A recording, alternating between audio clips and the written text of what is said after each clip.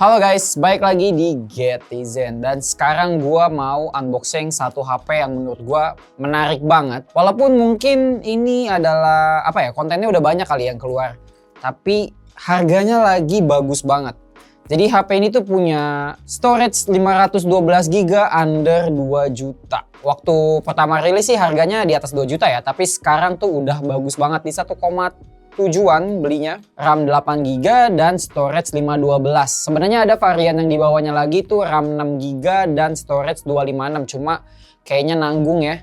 Mending ambil yang 512-nya langsung karena kayaknya hampir nggak ada HP baru yang kita bisa beli baru dengan storage kayak gitu. Dan ini tuh bukan eMMC ya, ini tuh langsung UFS 2.2 yang nanti akan kita tes sendiri. Oke, kita unboxing dulu kali. Apa nama brandnya biar kalian tahu gitu. Ya dari judul sih sebenarnya kalian juga udah tahu sih ya.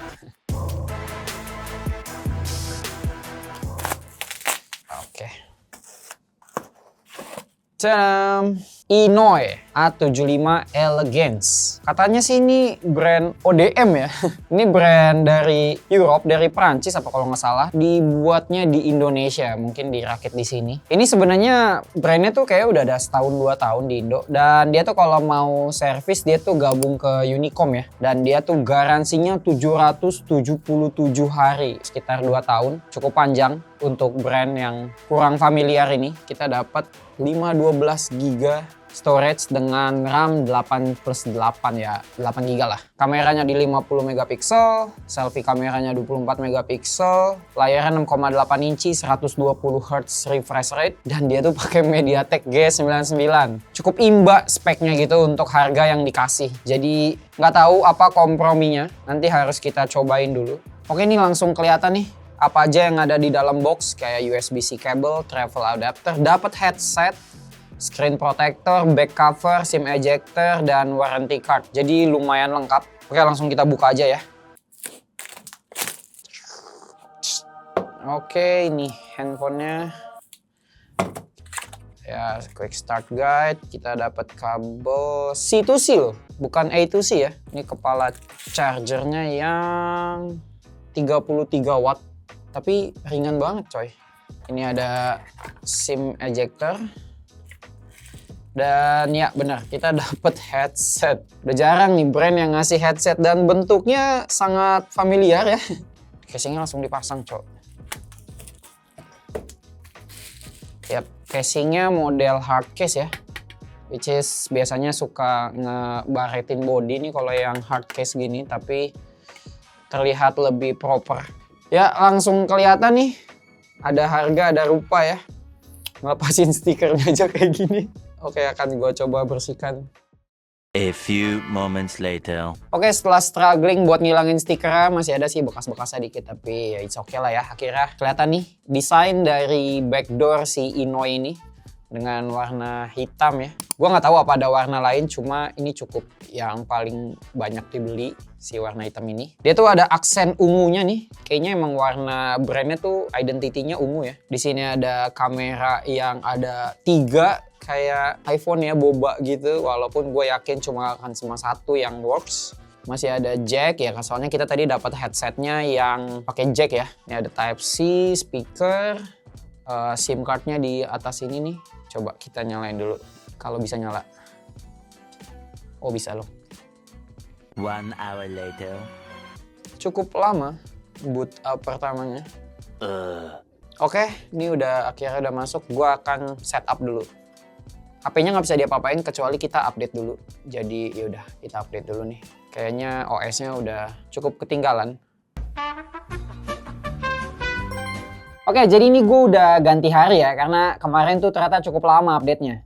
Jadi gue putusin buat pakai beberapa saat dulu dan mungkin gue bisa kasih pengalaman gue nyobain ini HP tipis-tipis.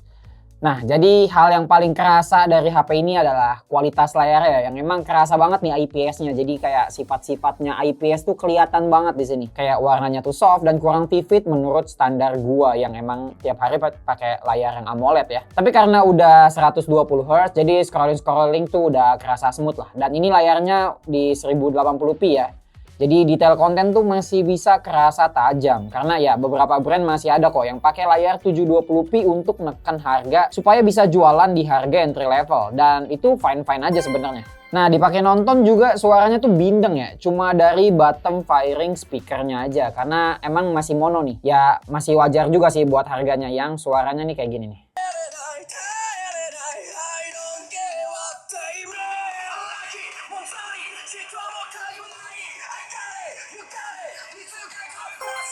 Nah, kayak gitu. Dan ini sih sebenarnya wajar ya buat harganya. Dan gua nggak akan nanggap ini suatu kekurangan. Karena emang suaranya tuh nggak cempreng-cempreng banget lah, masih bisa dipakai, masih enjoyable dipakai buat nonton Netflix kayak gini ataupun dengerin musik. Nah, buat quality headset gratisannya nih, ya ini dia. Gimana ya, isinya tuh treble semua ya, kayak mendingan dengerin langsung pakai speaker HP-nya aja dibanding pakai headsetnya ini. Jadi anggap aja ini bonus lah, nggak usah expect akan bagus dan bikin lu kerasukan high res, enggak ya. Bahkan gue bandingin sama TWS murah kayak Oppo Enco Buds 3 Pro aja langsung kerasa banget tuh beda kedalaman audionya. Tapi ya kayak misalnya kalian emang perlu headset buat kayak di commuting gitu, buat lagi naik kereta atau naik busway itu oke-oke aja sih. Ini masih kepake. Karena orang ngomong tuh masih kedengeran jelas lah. Karena emang treble-nya cukup kuat dan cukup loud juga di volumenya. Nah, hal yang paling kurang dari HP ini ya menurut gue ya desainnya sih. Dan nggak cuma desainnya aja, kayak sampai handlingnya di tangan juga nggak enak karena HP ini tuh kerasa kotak dan jumbo aja di tangan. Apalagi pas dikasih case-nya nih, ini kerasa gimana ya, megangnya tuh nggak menyenangkan aja gitu. Dan mungkin perlu pembiasaan lebih lama aja sih sebenarnya. Mungkin karena gue baru beberapa hari gue jadi kerasa kagok aja sama ukurannya. Nah, tapi buat performa, somehow HP ini tuh bikin gue cukup kaget ya. Karena kerasa cukup snappy aja gitu buat penggunaan harian. Kayak buka tutup aplikasi atau scrolling sosmed itu tuh aman aja gitu. Gua nggak ngerasa ada yang lag-lag gimana. Paling baru kerasa ada sedikit lagi kadang-kadang itu di kamera sih menurut gua. Jadi dia kadang mikir dulu gitu tuh. Mikir kis. Ya adalah sepersekian detik kita tuh nunggu gitu. Apalagi kalau misalnya aplikasinya baru banget dibuka. Tapi sisanya tuh gua ngerasa aman banget ya karena ini HP tuh pakai Helio G99 ya yang emang menurut gua adalah bare minimum nih biar sebuah smartphone tuh bisa kita bilang tuh usable dan nyaman dipakai harian. Kalau di Antutu tuh dia harusnya dapat di 400 ribuan. Sayangnya gua pakai Antutu V11. Dia tuh gagal terus buat nampilin skor karena katanya nggak bisa connect ke server nih. Score cannot be displayed. Jadi gue nggak ngerti kenapa Antutunya tuh nggak bisa connect ke servernya. Dibilang kita nggak ada internet padahal ada dari wifi. Gue coba pakai kartu SIM card juga nggak bisa. Jadi kalau V11 nya mungkin lebih tinggi lagi ya. Tapi di V10 nya dia udah 400 ribuan. Dan ini memang angka yang standar lah untuk G99. Emang rata-rata G99, G100, G200 angkanya tuh nggak jauh-jauh dari ini. Nah, buat di Geekbench sendiri tuh kita dapetin skor 724 untuk single core-nya nih. Dan multicore-nya di 1906, hampir 2000. Dan sama ya, ini tuh angka yang mirip-mirip sama HP-HP yang pakai chipset mirip-mirip ini. Kayak G99, G100, G200 tuh rata-rata angkanya emang segini. Nah, hal yang paling menarik buat gua di HP ini ya adalah storage-nya. Yang selain ukurannya jumbo di 512 GB under 2 juta, kayak itu anomali ya.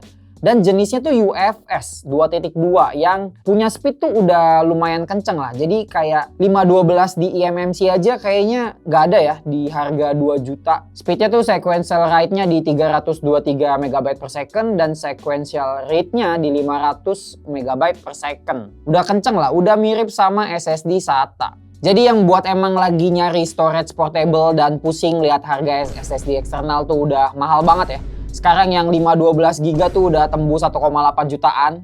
Beli Inoi A75 ini bisa jadi alternatif nih. Harganya mirip tapi udah sekalian dapat HP juga ya. Ada layarnya, bisa dipakai buat macem-macem dan lebih fleksibel gitu. Nggak cuma buat nyimpen data doang. Tapi ya speednya udah pasti kalah ya dari portable SSD yang bisa tembus di 2000 MB per second. Karena pakai USB 3.2. Sedangkan Inoi ini gue nggak dapet nih info spek USB-nya ada di berapa. Tapi sih harusnya ini masih di 2.0 ya. Tapi kan storage bisa pakai internet aja gitu buat sharing yang nggak harus ngandelin kabel dan USB-nya. Dan udah banyak juga aplikasi buat sharing data kayak LocalSend tuh. Yang karena ini bentuknya udah smartphone, jadi udah gampang lah.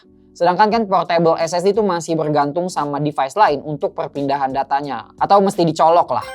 Menarik ya, sudut pandang HP ini tuh bisa di-compare ke portable storage saking nggak masuk akalnya harga RAM dan storage di 2026 ini.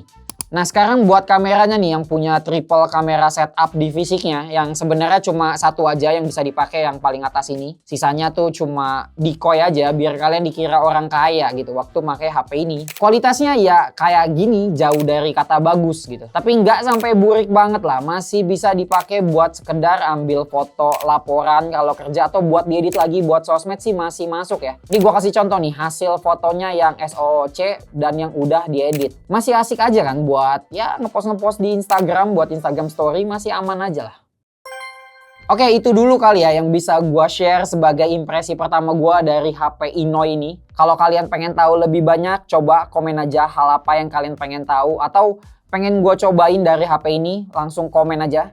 Kalau rame gua akan coba pakai HP ini lebih lama dan gua akan consider nih buat bikinin video review lebih mendalam ya. Buat yang mau beli juga udah gue sediain linknya di kolom deskripsi. Dan jangan lupa nih buat like video Getizen kalau kalian suka. Dan kita ketemu lagi di video lainnya. Adios!